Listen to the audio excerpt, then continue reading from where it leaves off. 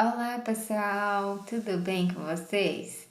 Nós vamos na nossa aula, nossa terceira aula por aqui, aula 66, né, do Escola do Aprendiz do Evangelho. O tema hoje é justificação dos pecados. Para começar, nós vamos pedindo os nossos benfeitores espirituais que estejam conosco, que nos envolvam em muita luz e muita paz, a mim aqui e vocês aí onde quer que vocês estejam em qualquer tempo que seja. Nessa aula ela vai ser bem breve, bem tranquila, ela vai dando continuidade no entendimento das orientações de Paulo de Tarso, conforme as outras aulas que já passamos. O próprio tema ele já disse, né, justificação dos pecados. Como que nós justificamos os nossos pecados?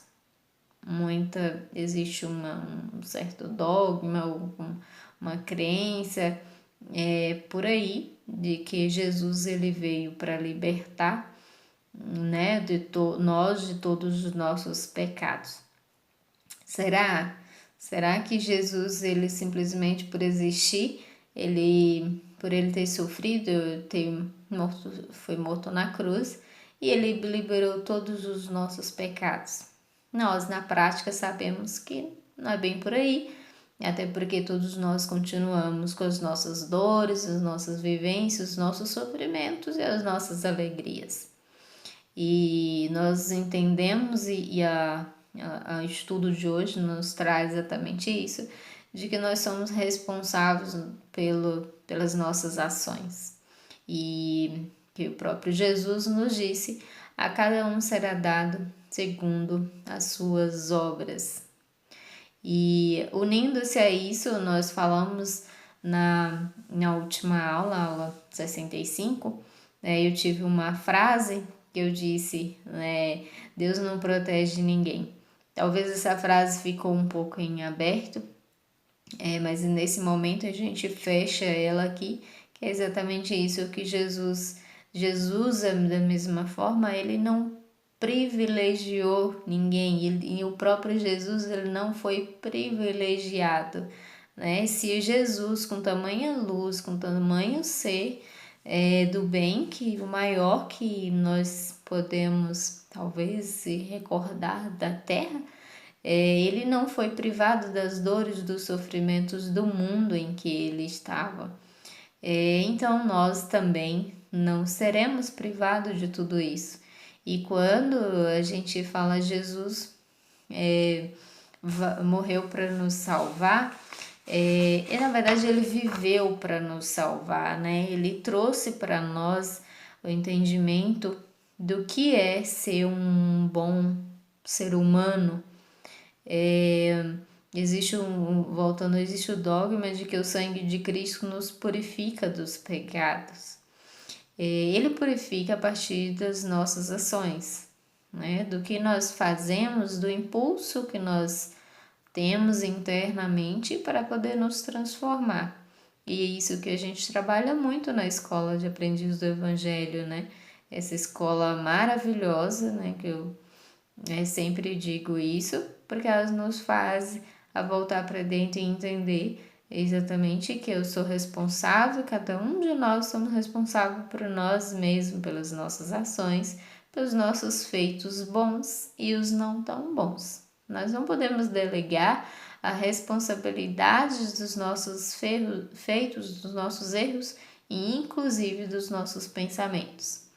E nisso a gente trabalha, né, com as cadernetas pessoal, o caderno de tema, para a gente conseguir expor esse ser que existe dentro de cada um.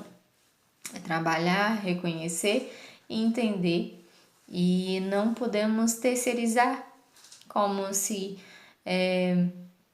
de alguma forma Deus viesse e nos purificasse. Infelizmente, né, ou felizmente, não é por aí que acontece. A gente precisa da nossa força, da nossa resignação, do nosso próprio entendimento em nos domar, em nos converter para o bem. o próprio Paulo teve essa conversão. Ele errou muito, o Paulo de Tarso, ele pecou muito, né? Ele errou, matou muitas pessoas, ele causou uma grande desarmonia, enquanto ele era o Saulo de Tarso. Mas a partir do momento em que ele encontrou com a luz, né, com Jesus, na estrada de Damasco, ele entendeu que existia ali um grande propósito e que tudo aquilo que ele estava fazendo não era um caminho bom. Então ele se volta para ser um aprendiz e um servo de Jesus nessa nova caminhada. E assim ele dedica a sua transformação e o seu crescimento, e ele não perguntou se foi o pai, se foi o governo, se foi quem foi que ensinou ele a ser assim. Ele simplesmente volta-se para dentro, vai para o seu deserto para se transformar, para entender o seu mundo, entender o mundo em que ele habitava, principalmente o seu mundo interior, e ele volta com toda a força para transformar tudo aquilo que ele havia em outro momento prejudicado. É um grande exemplo, tem o Paulo de Tarso como talvez o maior exemplo de humanidade, porque ele foi os dois lados e nós somos essa pessoa.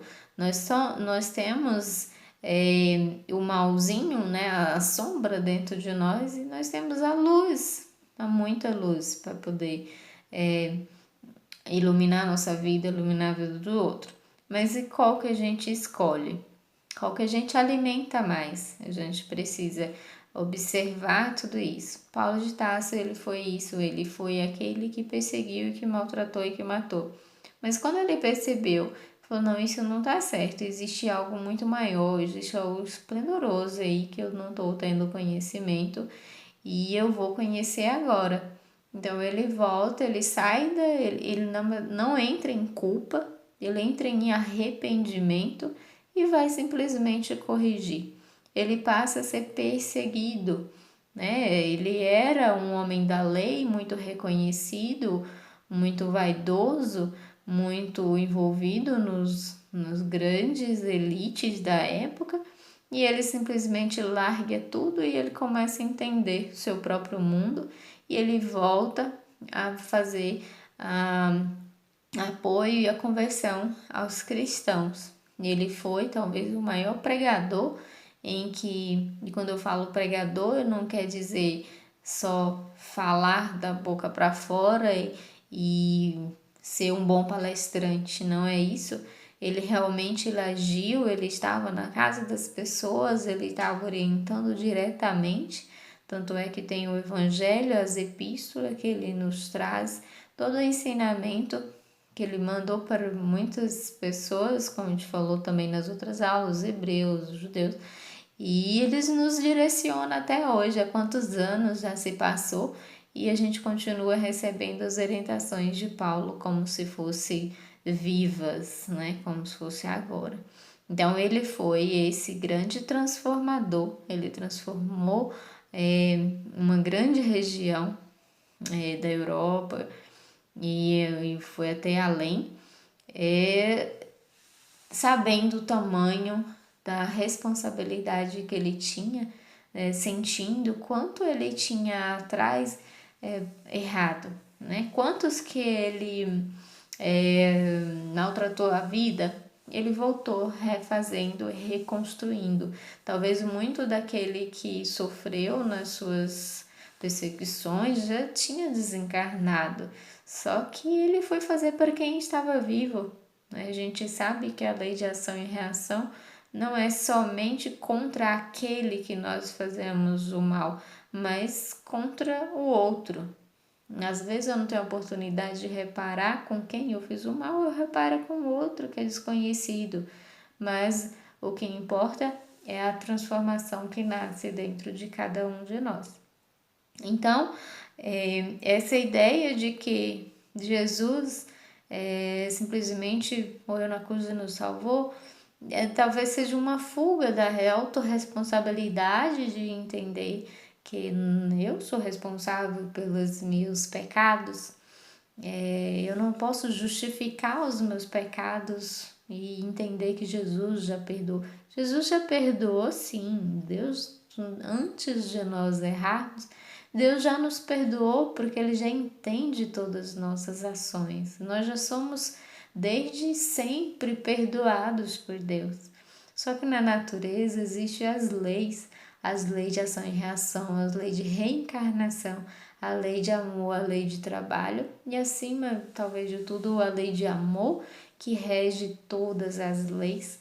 E a gente não escorrega delas. A gente sempre precisa corrigir e estar em dia com todas essas leis. Todos os dias, em todos os momentos, assim como a gente está sob o efeito da lei da gravidade, a gente está sob o efeito de todas as leis da natureza, que ela é a própria presença de Deus em ação.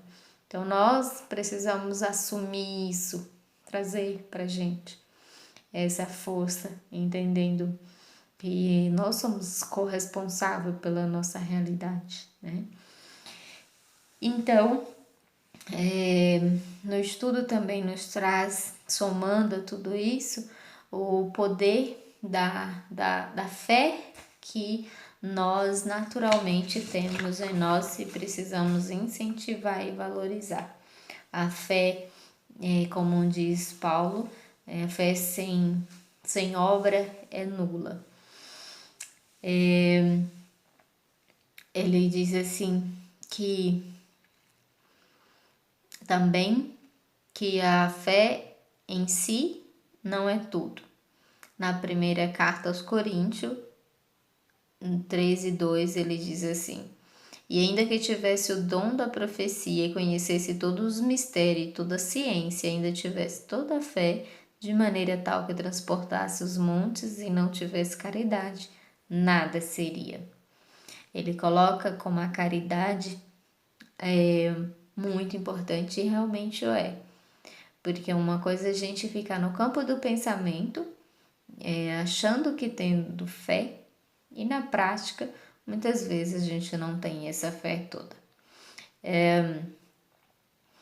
Ele diz ainda, né, na verdade, Tiago, em Tiago 2,14, você pode encontrar lá: meus irmãos, de que serve alguém dizer que tem fé se não tem obra?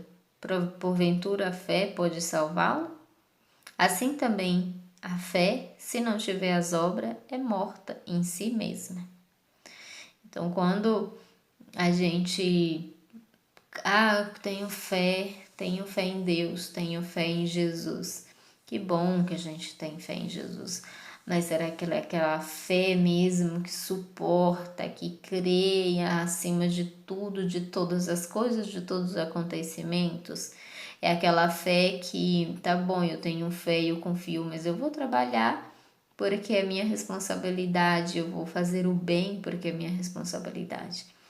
Às vezes muitas pessoas praticam, têm atitudes erradas e confiam. Eu tenho fé em Deus, que nada vai acontecer. Por exemplo, sair com um carro sem documento, sair em alta velocidade e falar, eu tenho fé em Deus. Com certeza Deus cuida de todos nós com muita misericórdia. Só que imagina que esse mesmo carro desorientado atropele uma pessoa. Eu tenho fé, Deus vai continuar cuidando. Vai, antes de errar, ele já perdoou, ele já entendeu. Só que essa pessoa vai precisar passar pelas leis naturais, inclusive as leis humanas, de reparar o seu erro. Mesmo com todo cuidado e proteção divina, os erros, eles são totalmente de responsabilidade nossa. Então, nossa vida precisa passar pelo crivo da nossa consciência e a gente avaliar, autoavaliar o que eu tenho feito e como eu tenho feito. Eu posso melhorar, eu posso fazer o de melhor para mim e para o outro, porque não adianta eu só ter fé, eu só acreditar que Deus vai fazer tudo. Muitas vezes É até triste, às vezes você encontra algumas pessoas que passam um sofrimento muito grande de maus tratos, de situações de relacionamento, de religião, de família, muito doloroso, e naquela fé Deus cuida por causa de Deus, tornando-se até um Deus, sabe? Um Deus que parece que gosta de ver os outros sofrer. E Deus não é isso, Deus é misericórdia pura, é doçura, é perfeição. Só que ele dá a nós a nossa, como eu falei na última aula, dá a nós a liberdade da gente agir, de ser quem a gente é, e ele espera o tempo que for necessário para a gente se transformar. Então, ele espera que a gente tenha ação de ter a caridade para com a gente mesmo e com o outro e agir e fazer algo junto com a fé. A caridade em si também é muito confundida com boas ações sociais. A caridade é um sentimento, é uma vibração, é o entendimento sobre o outro, é o respeito, é o não julgar, é o sentir pertencente, é estar junto, é entender que todos somos um só universo, que Deus está em tudo e está em todos, e tantos outros entendimentos, né? Se juntar um ao outro nas suas dificuldades, nos seus defeitos, principalmente, e compreendê-los e seguir em frente apesar de tudo. E fé sem obra é morta, as obras sem fé não têm calor, falta-lhes o amor que vivifica. Então é preciso ter fé na vida, sim. E é preciso ter ações, é preciso ter obras, é preciso ter ações que prove, que vivifique a fé. Só que essas ações também precisam da fé, porque sem a fé falta ali o amor. E o amor é que vivifica. Amor é que dá vida a tudo. Sem o amor é como se tivesse as coisas tudo sem vida, sem luz. O amor chega da luz, da cor e faz tudo fazer sentido, tudo ter a graça de existir pela perfeição do Criador. Quando a gente tiver dúvida do porquê da vida, do porquê de tanta dor e tanto sofrimento, do porquê tantas injustiças, a gente lembre que cada um é responsável por si mesmo. E tudo está certo no universo, de alguma maneira tudo está certo.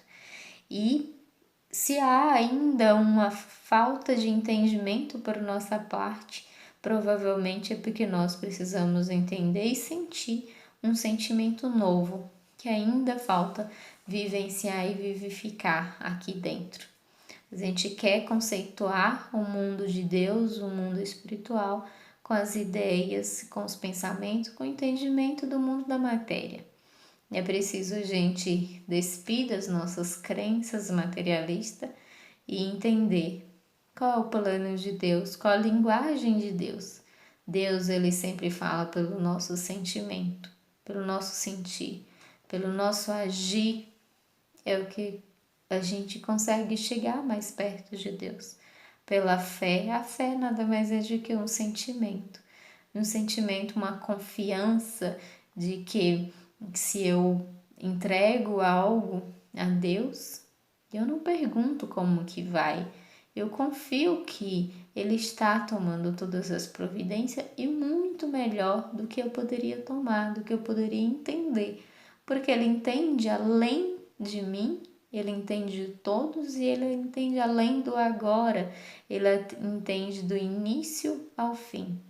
Então a confiança, essa fé, essa certeza que o Criador é que rege tudo e que nós temos que o Criador delegou um preposto, colocou um preposto na nossa terra, a nossa amada terra, que é o Jesus.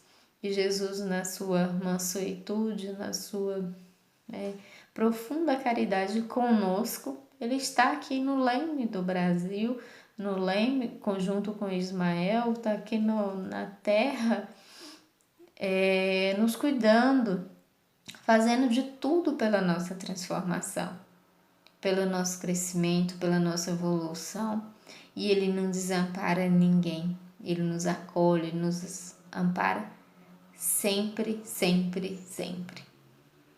E assim nós encerramos a nossa aula pensando sempre na reforma íntima, toda essa reflexão que sirva para fazer com que pense no seu dia, pense nos seus comportamentos, no seu pensamento, como tem sido tudo isso.